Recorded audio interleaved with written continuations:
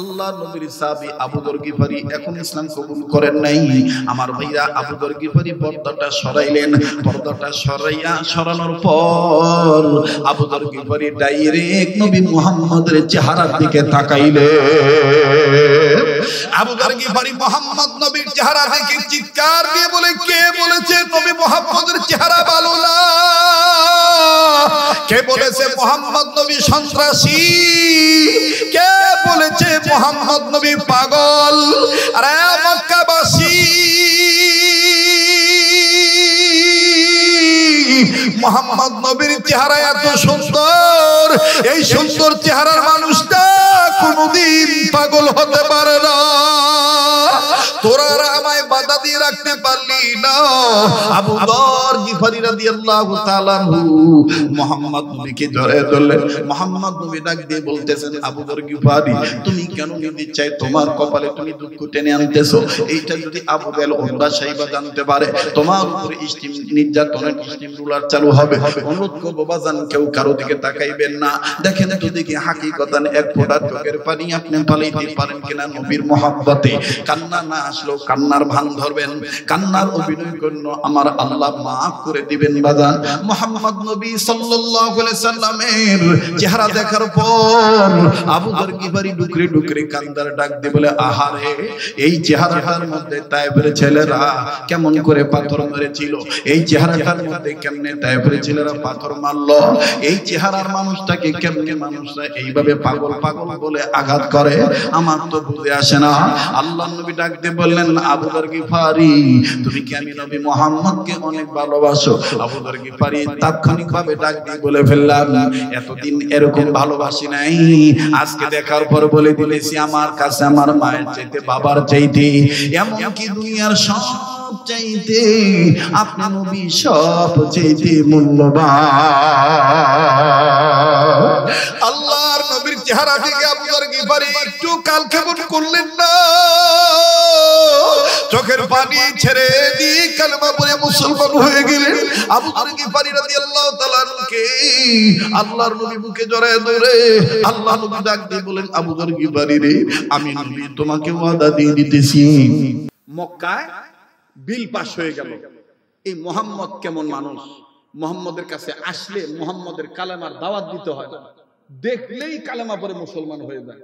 অতএব সিআইডি লাগাতো, মুহাম্মদকে দেখায় দেয় কে কে, ওদেরকে আগে ধর, ভাই ভাই কথা না বলি, ওদেরকে আগে একটু দেখায়, ওদের আগে বিচার কর। আমাদের বাংলাদেশেও কিন্তু এরকম একটা সময় ছিল, সাইদি সাহেবের নাম নেয় কে কে দেখতো, কোন বক্তা সাইদির নাম নেয়, এই বক্তা কোনো রাজনীতি করে না, খালি আল্লামা দেলোয়ার হোসেন সাইদি রহমতুল্লাহর জন্য দোয়া করছে, তাই ওর বিরুদ্ধে মামলা হয়ে গেছে। দেখতো মামুনুল হকের নাম কে কেনে, ফয়জুল করিমের নাম কে কেনে, ইসলামী আন্দোলনের কথা কে বলে, আল্লাহর জমিনে আল্লাহর আইন চাই এই কথাটা কে বলে, দেখতো এই বক্তা এরাই জঙ্গি, এরাই জঙ্গি। কাকা, জঙ্গি জঙ্গি ভাব আর এটা বাংলাদেশে খাবে না।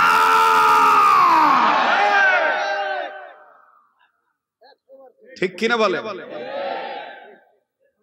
এইবার বিল পাস হয়ে গেছে, মুহাম্মদকে কেউ দেখায়ও দিতে পারবে না। একদিন, দুই দিন, তিন দিন চলে গেল। আমার ভাইরা, আমার বন্ধুরে, কেউ মুহাম্মদ নবী স্থান দেখায় না। যারা তাওয়াফ করে বাজান মুহাম্মদ নবীর গলির কথা কেউ বলে না, কিন্তু ভিনদেশ থেকে বহু দূর থেকে আল্লাহর এক বান্দা আসলো, দেখতে তারে খুব সুন্দর দেখা যায়, নাদুস নুদুস চেহারা, এত সুন্দর তার নাকটা খাড়া, কপালটা কত সুন্দর চওড়া, চুলগুলো কত সুন্দর। আমার ভাইরা, চুপচাপ করে ভদ্র মানুষ এই তাওয়াফের জায়গায় বসে আছে।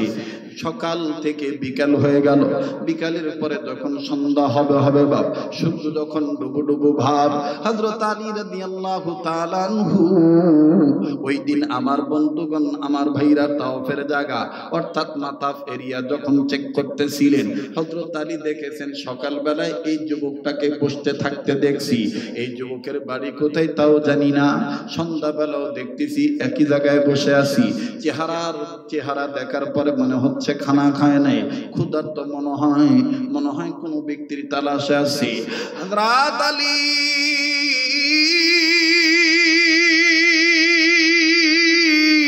আস্তে করে লোকটার কাছে যাইয়া ডাক দিয়ে বলে, ভাই তোমাকে সকালেও দেখছি এক জায়গায় বসাও, বিকাল বেলাও দেখলাম এক জায়গায় বসা, আবার সন্ধ্যা গনিয়ে আসতেছি এখানেও দেখতেছি একই জায়গায় বসাও, ভাইজান তুমি মনে হয় কোনো কিছু খাও নাই? বলে না, আমি ঠিকই ধরেছেন, আমি ক্ষুধার্ত, আমি খাইনি। হযরত আলী ডাক দিয়ে বলে, মনে যদি কিছু না নেন আমার দাওয়াত গ্রহণ করেন, আমার বাড়ির মেহমান হইয়া যান। ছেলেটা ডাক দিয়ে বলল, যুবক ডাক দিয়ে বলল, কোনো সমস্যা নেই, আমি আপনার বাড়ির মেহমান হয়ে গেলাম। এবার বাড়িতে নিয়ে যাওয়ার পরে দস্তরখানা যখন বিছায় দেওয়া হলো, খাবার পরিবেশন করা হলো, খানা খাওয়া যখন শেষ হয়ে গেল, হযরত আলী ডাক দিয়ে বলতেছেন, যান আপন জায়গায় চলে যান, আমার মাকসাদ ছিল আপনাকে খাওয়ানো, আপনার মেহমানদারি করানো, যান এখন আপনি যেতে পারেন। এবার আমার বন্ধুগণ যুবক চলে গেলেন। ওই রাত্র যখন আমার বাইরা শেষ হয়ে গেল, হযরত আলী রাদিয়াল্লাহু তাআলা আনহু পরের দিন আবার সন্ধ্যাবেলায় ওই একই জায়গায় যখন হযরত আলী নজর দিলেন, নজর করে দেখতেছেন ওই বালক, ওই যুবক ওই জায়গায় বসে আছেন। হযরত আলী বলে, ব্যাপার কি? গতকালকেও যেখানে বসা ছিল আজকেও দেখতেছি ওখানে বসা আছে, যাই তো দেখি ব্যাপার কি, ঘটনা কি। কাছে যায় আবার ডাক দিয়ে বলে, ভাইয়া গতকালকে খানা খেয়েছিলেন, এরপরে কি আর কোনো খানা খাদ্য আপনার পেটে গিয়েছে?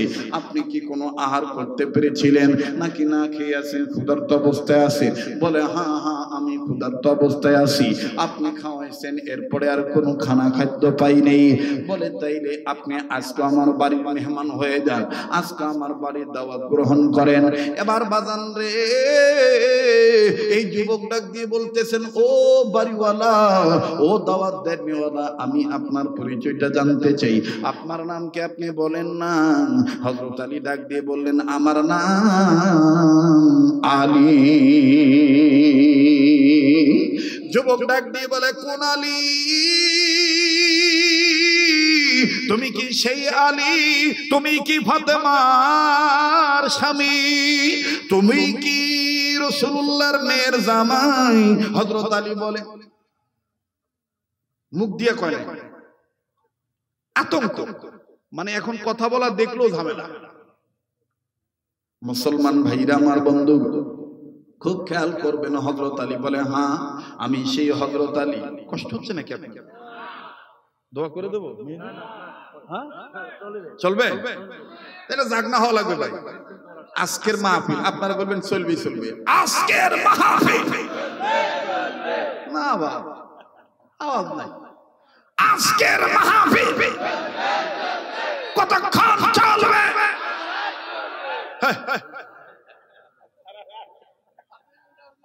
আল্লাহ যতক্ষণ চালায় ইনশাআল্লাহ। তবে এত বেশি করব না যাতে আমাদের পরবর্তী আল্লাহর হুকুম ফরজ ইবাদতে ঝামেলা হয়ে যায়, আবার এত কমও করব না যাতে আপনাদের অটো ভাড়া লস হয়ে যায়। দুইটা সামঞ্জস্য রেখে আপনাদেরকে বিদায় দেব ইনশাআল্লাহ। মুহতারাম হাজিরিন, মুসলমান ভাইরা আমার, বন্ধু, হযরত আলী যখন বললেন আমি সেই আলী, এবার লোকটি কান্দে, যুবক কান্দে, ডাক দিয়ে বলে, আমার কপাল কত ভালো, আমি আলীর বাড়ির মেহমান, নবীর মেয়ের স্বামীর দস্তরখানায় বসবো। এবার হযরত আলী বলতেছে, আমার পরিচয় জানলেন, আপনার পরিচয় পরে আমি জানবো, আগে আমি আপনাকে খাওয়ায়া নেই। এবার বাদান রে, ওই দিনের মতন যখন ওই দিনের ন্যায় দ্বিতীয় দিনও খানা খাওয়ানো হলো, খানার শেষে হযরত আলী ডাক দিয়ে বললেন, এখন আপনি চলে যেতে পারেন, তবে চলে যাওয়ার আগে আপনি আমার পরিচয় জানছেন, আপনার পরিচয় একটু বললে আমি খুশি হইতাম।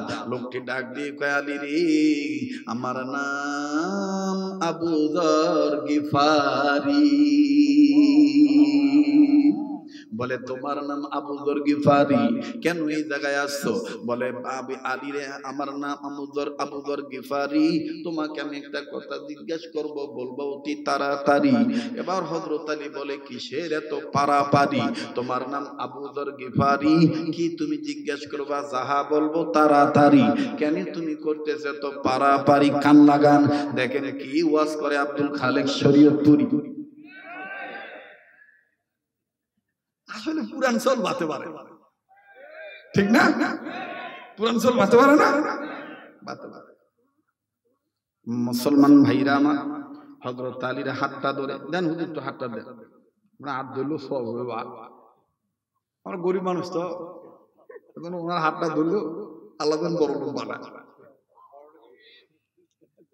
ঠিক আছে না? লক্ষ্মীরা হাত ধরছে। তো এইবার হযরত আলীর হাতের সাথে হাত আবু যর গিফারি লাগায় বলে আমার নাম আবু যর গিফারি। বলে আপনি এই জায়গায় কেন 2 দিন ধরে এক জায়গায় বসে আছেন? ডাক দিয়ে কয় আলী রে, আমি বহু দূর থেকে এসেছি নবী মুহাম্মদের তালাশি। আমি কেমনে পাবো নবীজি আপনাই, ওগো কামলিওয়ালা, কেমনে পাবো নবীজি আপনাই? বলেন না, আমি কেমনে পাবো নবীজি আপনাই, ওগো কামলিওয়ালা, কেমনে পাবো নবীজি আপনাই? এই কথা যাহা বলছে তাহা হযরত আলী মুখটা সাবধান হতে চাপ চাপ। এই যদি খালি মক্কার নেতারা জানে, তো তোমাকে মারবে, আমাকে মারবে। তুমি কি জানো না মুহাম্মদ নবী কোথায় আছে? ওনাকে ওনার স্থানটা জিজ্ঞাসা করাটাও অপরাধ। আবু যর গিফারি বলতেছে, হ্যাঁ আমি এসে উপলব্ধি করতে পারলাম, আমি বুঝতে পারলাম, অনুধাবন করতে পারলাম, সব শুনশান অবস্থা, কেউ কোনো কথা কয় না। কয়েকজনকে জিজ্ঞাসা করলাম, সবাই খালি কয় চুপ চুপ চুপ। ওই দেখেন নাই কত গত গভর্নমেন্টের আমলে আমরা বক্তারা ওয়াজ করার আগেই থানার থেকে প্রশাসন যায় আমাদের সাথে ভাতও খাইতো, আলু খাইতো, গরুর গোশত খাইতো, সবই খাইতো। খায় ডাক দেখা, হুজুর দেখে শুনে ওয়াজ করবে। বোঝেন তো আমরা পড়ার চাকরি করি, কথা বলেন না, মানে এমন একটা অবস্থা।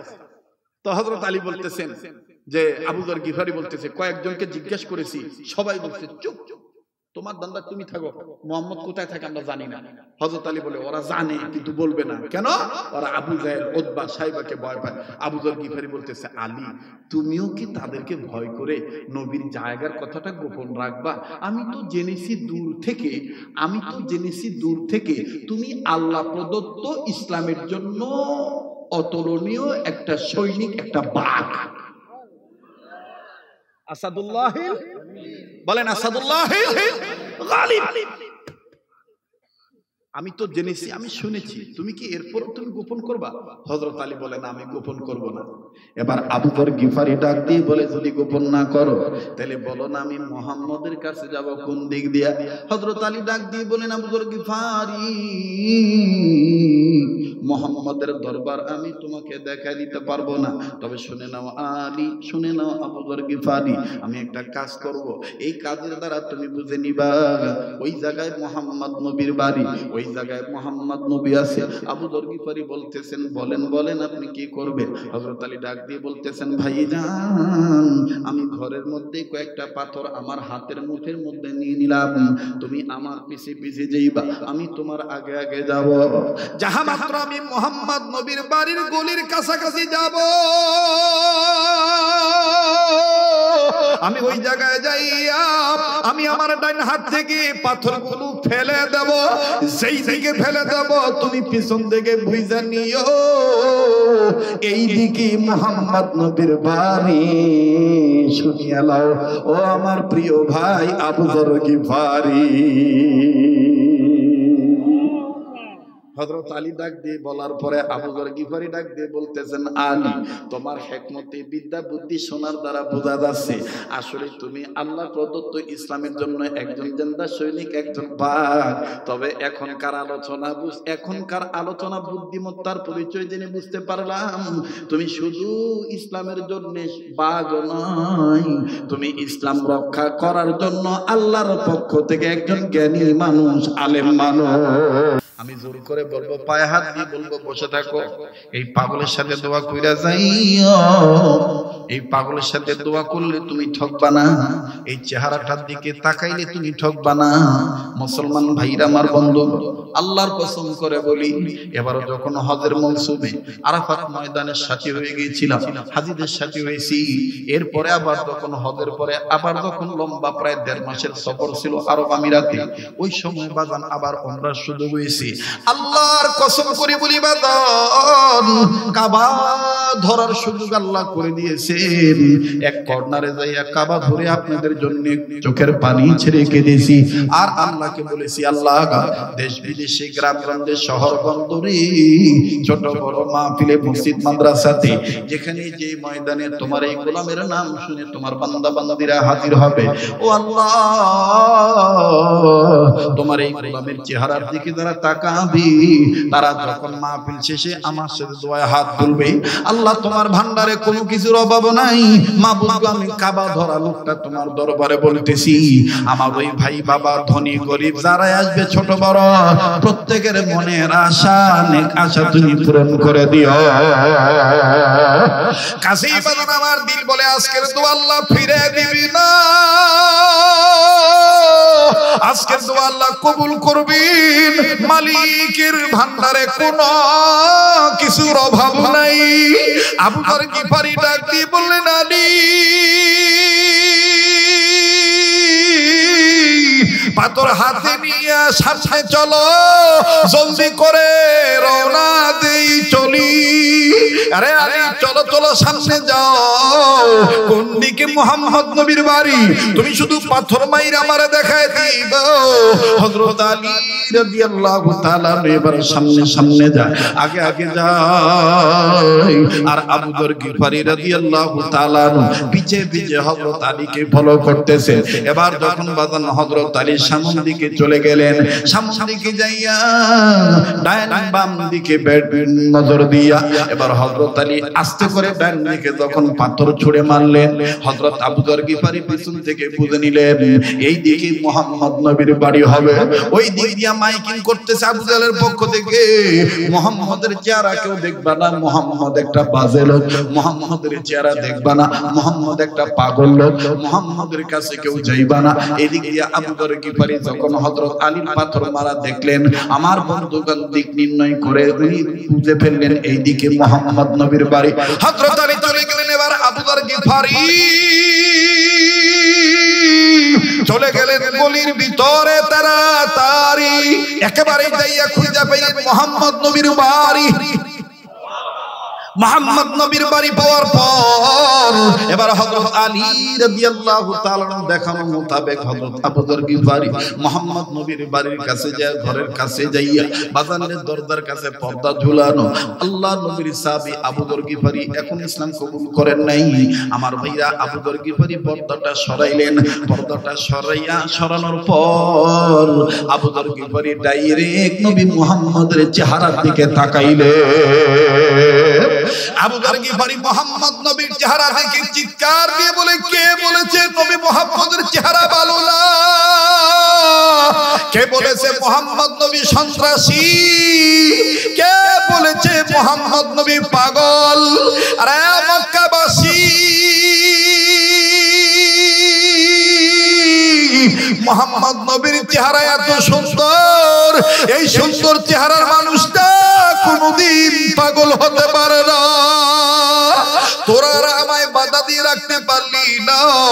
আবু যর গিফারি রাদিয়াল্লাহু তাআলা মুহাম্মদ নবীকে জড়ায় ধরলেন। মুহাম্মদ নবী ডাক দিয়ে বলতেছেন, আবু যর গিফারি, তুমি কেন নিতে চাই তোমার কপালে তুমি দুঃখ টেনে আনতেছো? এইটা যদি আবু জাহেল ওমরা সাহেবা জানতে পারে তোমার উপরে স্টিম নির্যাতনের স্টিম রুলার চালু হবে। অনুরোধ করবো বাজান কেউ কারো দিকে তাকাইবেন না। দেখেন তো দেখি হাকিকতান এক ফোঁটা চোখের পানি আপনি পালাইতে পারেন কিনা নবীর মহব্বতে।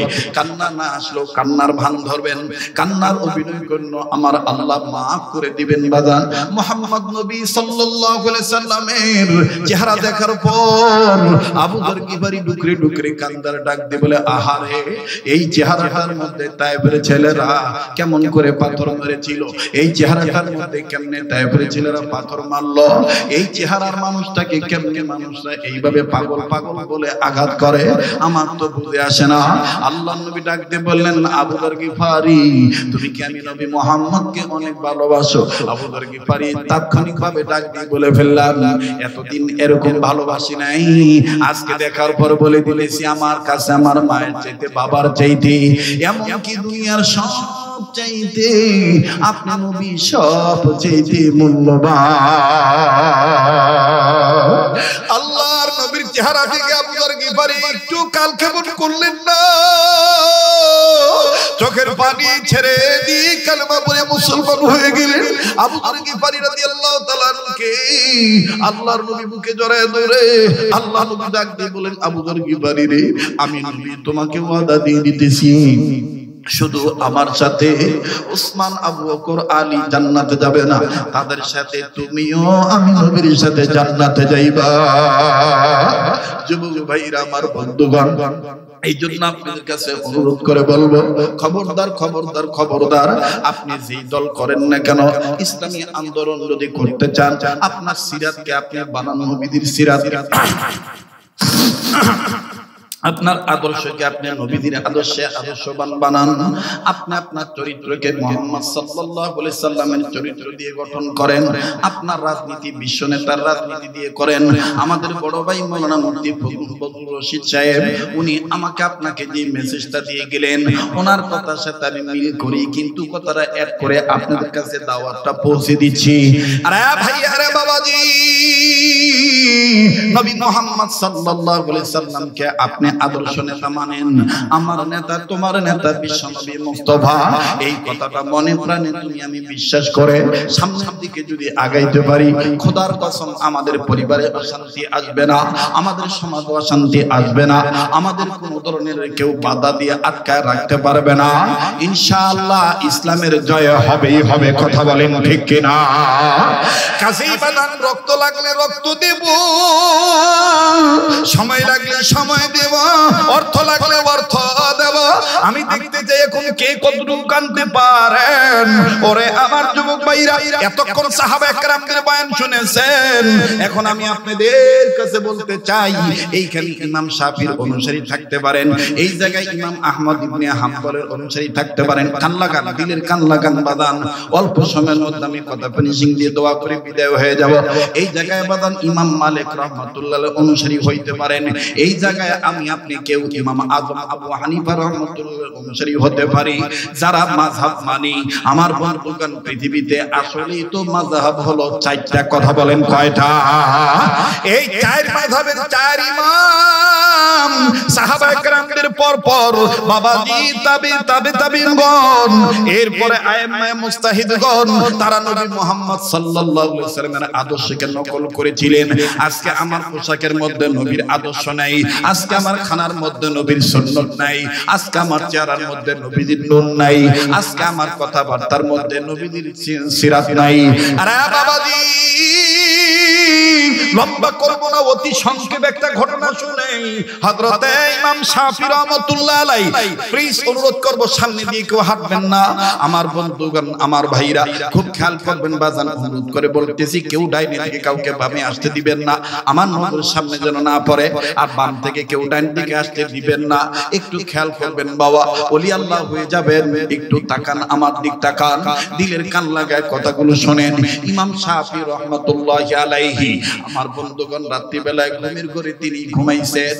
এবার যখন ঘুমের ঘরে ঘুমাইছেন তিনি স্বপ্নে দেখতেছেন নবী মুহাম্মদ সাল্লাল্লাহু আলাইহি সাল্লাম হাজির হয়ে গেছে। ইমাম শাফি রাহমাতুল্লাহি আলাইহি নবী মুহাম্মদকে ডাক দিয়ে বলতেছেন আসসালাতু ওয়াসসালামু আলাইকা ইয়া রাসূলুল্লাহ, আসসালাতু ওয়াসসালামু আলাইকা ইয়া হাবিবাল্লাহ। এখন প্রশ্ন করতে পারেন মাওলানা আমি আপনি কি নবীকে স্বপ্ন দেখতে পারি? হ্যাঁ হ্যাঁ পারবো। শুনলেন কি আমল করলে পারবেন, শুধু নবীদের আন্দোলন করলেই হবে না, ওটা তো আপনি শারীরিক আপনি মেহনত করবেন, কিন্তু জবানি একটা মহব্বত করবেন। সেই জবানি মহব্বত হলো চলতে ফিরতে উঠতে বসতে সব সময় নবীজির দুরূদ শরীফ পাঠ করবে। বড় দুরূদ যদি না পড়তে পারেন কমাস কম সাল্লাল্লাহু আলাইহি ওয়াসাল্লাম বলবেন। বলেন না সাল্লাল্লাহু আলাইহি ওয়াসাল্লাম, সাল্লাল্লাহু আলাইহি ওয়াসাল্লাম, সাল্লাল্লাহু আলাইহি ওয়াসাল্লাম। মুহতারাম হাজিরিন, ইমাম শাফি রাহমাতুল্লাহ আলাইহির জীবনীতে পাওয়া যায় আল্লাহর ওলি প্রতিদিন ঘুমানোর সময় কমপক্ষে 1000 বার দুরূদ শরীফ পাঠ করে ঘুমাইতেন। সেই ইমাম শাফি রাহমাতুল্লাহি আলাইহি দুরূদের আমলের বরকতে সুন্নতের পুরাপুরি ইত্তেবা করার কারণে নবী মুহাম্মদকে যখন স্বপ্ন দেখলেন, এবার আল্লাহর নবী সালামের জবাব দেওয়ার পরে বলে ইমাম শাফি রে আমি এমনি তোমার ঘরে আসি নাই, আমি তোমার কাছে আসছি বর্তমান জামানায় জালিম যে জুলুম করতেছে, মাজলুম আমার একজন ওয়ারিস, আমাদের প্রতি নবীদের ওয়ারিস, আমাদের প্রত্যেকটা নবীদের ওয়ারিস ওয়ারাসাতুল আম্বিয়া ইমাম আহমদ ইবনে হাম্বলকে কারাগারের মধ্যে যেইভাবে আটকায় রাখছি, আমি তোমাকে বলে দিচ্ছি ইমাম শাফি আমার পক্ষ থেকে ইমাম আহমদ ইবনে হাম্বলের কাছে খবরটা পৌঁছে দিও। ইমাম আহমদ ইবনে হাম্বল যেন মন না ভাঙে, তাকে জানায় দিও তিনি হকের উপর অটল আছে। আল্লাহু আকবার বলে। ইমাম শাফি রাহমাতুল্লাহি আলাইহি আর ওই রাতে ঘুমাইতে পারলেন না। আল্লাহু আকবার। উনি দ্রুত গতিতে উঠিয়া বাজানো আবার নতুন করে ওযু বানাইয়া উনি তাহাজ্জুদের আমল শেষ করার পর ফজর নামাজ পড়ার পরে ওনার নিকটবর্তী একজন খাদেমকে বললেন আমার পক্ষ থেকে ইমাম আহমদ ইবনে হাম্বলের কাছে যাইয়া জেলখানায় যাইয়া খবরটা পৌঁছে দিয়ে আসো। খুব খেয়াল করবেন, ইমাম আহমদ ইবনে হাম্বলের কাছে যে খবরটা পৌঁছে দেওয়ার জন্য একজন খাদেম গেছে। বাবা বাজান মনে রাখবেন, শেষ ভালো তার সব ভালো তার। বলছেন নবী সরওয়ার এখন আপনি যে হয়তোবা ঘুমাইবেন, কিন্তু মনে রাখবেন কার দোয়া কখন কবুল হবে এটা আল্লাহ পাক ভালো জানে, আমার আল্লাহ ছাড়া কেউ জানে না। এরে বাবা দি কাহাল ভাইরা বগুড়ার বাবারা, আপনারা প্রত্যন্ত অঞ্চলের মানুষ, ও বিকেদার ইউনিয়নের বাপ ভাইরা, আপনারা তো জানেন ফসল কাটার পরে যদি আমি ঘরে না নিতে পারি এর চাইতে বড় বেদনা আর কিছুই হতে পারে না। কথা বলেন ঠিক না বেঠিক? সন্ধ্যার পর থেকে গভীর রজনী পর্যন্ত বসে থাকলেন আর আমি মুসাফিরের সাথে দোয়া করে গেলেন না, দোয়াটা কবুল করাইতে পারলেন না। এর চাইতে পোড়া কপাইল হতভাগা আমি আর আপনি ছাড়া কেউ হতে পারি না। একটু নিজের বুঝান কেন করো ছুটাছুটি? আমি তো আল্লাহকে পাওয়ার জন্য আসি, আমি তো নবীর আদর্শ বোঝার জন্য আসি। আরে বাবাজি, ইমাম শাফি রাহমাতুল্লাহি আলাইহির পক্ষ থেকে একজন খাদেম দাইয়া ইমাম আহমদ ইবনে হাম্বলের কাছে যাইয়া সালাম দিয়ে ডাক দিয়ে বললেন হযরত জি আমাদের আপনার কাছে আমাদের পক্ষ থেকে আমাদের মাধ্যমে ইমাম শাফির পক্ষ থেকে আপনার কাছে একটা খবর বলার জন্য আসছি। বলে কি খবর? বলে খবরটা হলো গত রাতে ইমাম শাফি নবী মুহাম্মদকে স্বপ্ন দেখছেন, নবীজি বলেছেন আপনি ইমাম আহমদ ইবনে হাম্বল ইসলামী আন্দোলনের সক্রিয় কর্মী, আপনি হকের পক্ষে আছেন। যুগে যুগে ইতিহাসে লেখা দেখা যায় আল্লাহর পথে যারা কথা বলে যায়, যুগে যুগে যুগে ইতিহাসের লেখা দেখা যায় আল্লাহর পথে যারা জীবন দিয়ে যায় বিনা পরীক্ষাতে পাস নাই হয় বলেন বিনা পরীক্ষাতে পাস নাই হয় ভয় নাই রে কোনো ভয় নাই আল্লাহ যদি থাকে সহায় ঠিক কি না ভয় নাই রে কোনো ভয় নাই আল্লাহ যদি থাকে সহায় দুর্গম গিরিপথ পাড়ি দিয়ে যায় দুর্গম গিরিপথ পাড়ি দিয়ে যায় ভয় নাই রে কোনো ভয় নাই আল্লাহ যদি থাকে সহায় লিল্লাহ তাকবীর যুগে যুগে ইতিহাসের লেখা দেখা যায় আল্লাহর পথে যারা গান গেয়ে যায় যুগে যুগে ইতিহাসের লেখা দেখা যায় আল্লাহর পথে যারা গান গেয়ে যায় বিনা পরীক্ষাতে পাস নাই হয় বলেন বিনা পরীক্ষাতে পাস নাই হয় ভয় নাই রে কোনো ভয় নাই আল্লাহ যদি থাকে সহায় ইমাম আহমদ ইবনে হাম্বল ডাক দিয়ে বলেন এত বড় খুশির খবর মেরে লিয়ে বহুত বড়া খুশখবরি है আল্লাহু আকবার ডাক দিয়ে বলে এত বড় খুশির খবর তুমি নিয়ে আসছো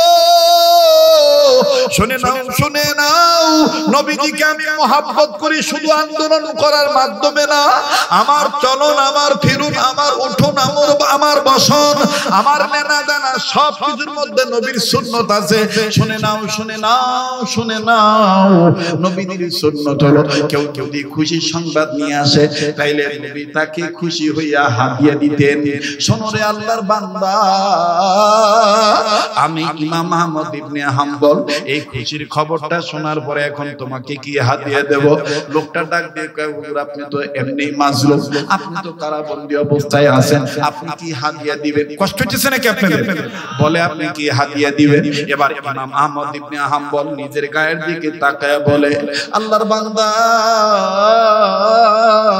করব আমি নবীর সুন্নাত জিন্দা মনে যদি কিছু না নাও আমার গায়ের এই জুব্বাটা তোমাকে হাদিয়া দিয়ে দিব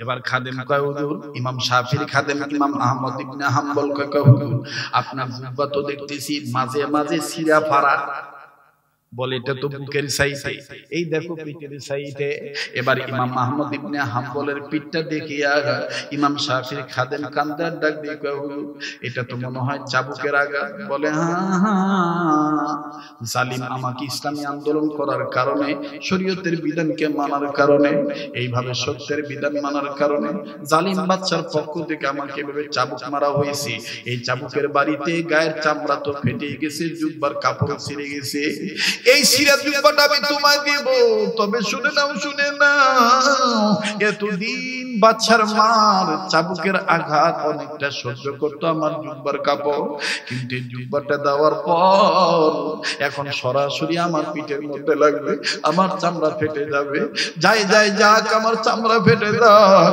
কিন্তু আমি আমার নবীজির সুন্নতকে বাদ দেব না এই কথা বলে ইমাম আহমদ ইবনে হাম্বল নিজের গায়ের জুব্বাটা খুলে দিয়ে দিলেন ভাইয়া ইমাম শাফিঈ রাহমাতুল্লাহর কাছে যে খাদেম গেছে খাদেম যে কেবলমাত্র দাঁড়াইছে ইমাম শাফিঈ ডাক দিয়ে বলতেছে খুশির খবর বলছো ভালো কথা কি হাদিয়া দিছে সুবহানাল্লাহ কোন বলে তোমাকে কি কোনো কিছু হাদিয়া দেয় না ওনার গায়ের জুব্বাটা কি তোমাকে দেয় নাই এবার ইমাম শাফিঈকে খাদেম ডাক দিয়ে বলে হুজুর আপনি কেমনে জানলেন আমাকে জুব্বা দিয়েছে বলে এক আল্লাহর ওলির সাথে আরেক আল্লাহর ওলির কানেকশন আল্লাহর মাধ্যমে আছে আল্লাহু আকবার বলে ডাক দিয়ে বলে হ্যাঁ জুব্বা আমাকে দিয়েছে, বলে কই জুব্বাটা আমাকে দাও, কিছু সময়ের জন্য আমি ইমাম শাফিকে জুব্বাটা দাও, আমি এরপরে তোমাকে দিয়ে দেব। দেখেন ভাইরা আমার, ইমামদের মধ্যে আইম্মায়ে মুজতাহিদগণদের মধ্যে নবীদের সুন্নতের ইত্তেবা কেমন ছিল, নবীদের আদর্শকে তারা কেমন নকল করছে। এবার ইমাম শাফি জুব্বাটা নিলেন, জুব্বাটা নিয়া আমার বন্ধুগণ একটা বালতিতে অথবা কোন এক পাত্রে পানি নিয়ে জুব্বাটা ভিজাইলেন। জুব্বাটা ভিজাইয়া জুব্বার ভিজানো পানি ইমাম শাফি রাহমাতুল্লাহ আলাইহি একটা বোতল ভরে রাখলেন, বোতল জাত করলেন। খাদেম জুব্বাটা পাওয়ার পর কয় হুজুর দিলাম শুকনা জুব্বা, দিলেন ভিজা জুব্বা, বুঝলাম না আর আপনি কেন জুব্বাটা ভিজাই দিলেন? ইমাম শাফি ডাক দিয়ে বলতেছেন, আল্লাহর বান্দা ইমাম আহমদ ইবনে হাম্বল আশিক রাসূল সুন্নাতুল উম্মাহ, আমি ইমাম আহমদ ইবনে হাম্বলের জুব্বাটা ভিজানো পানিটা বোতলে রেখে দিলাম। আমি মৃত্যুর আগে আমার পারিবারিক সদস্যদের কাছে বলে যাব, আমার মরার উপর আমার শেষ গোসলটা যেন নবীর আশিক রাসূল সুন্নাতুল মুজাহিদ ইমাম আহমদ ইবনে হাম্বলের জুব্বা ভিজানো পানি দ্বারা করানো হয়। আমার দিলের বিশ্বাস, এই আশিক রাসূলের জুব্বার পানির দ্বারা আমি গোসল করলে আল্লাহ পাক আমাকে maaf করে দিতে পারে। ভাইরা আমার, ওনারা জিলাপির আশিক ছিলেন না, ওনারা রবিউল আউয়ালের শুধু গজলের আশিক ছিলেন না, ওনারা নবীজির আগমনের চাঁদকে পেয়ে শুধু খুশি হইতেন না।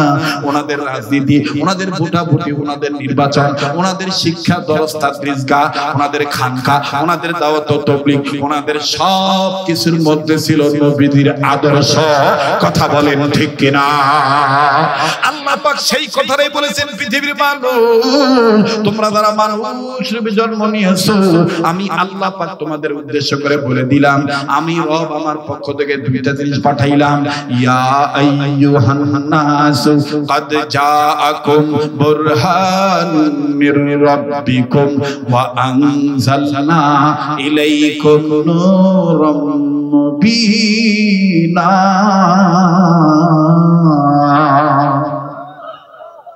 বাস, কেউ উঠাউঠি করবেন না। মাশাআল্লাহ।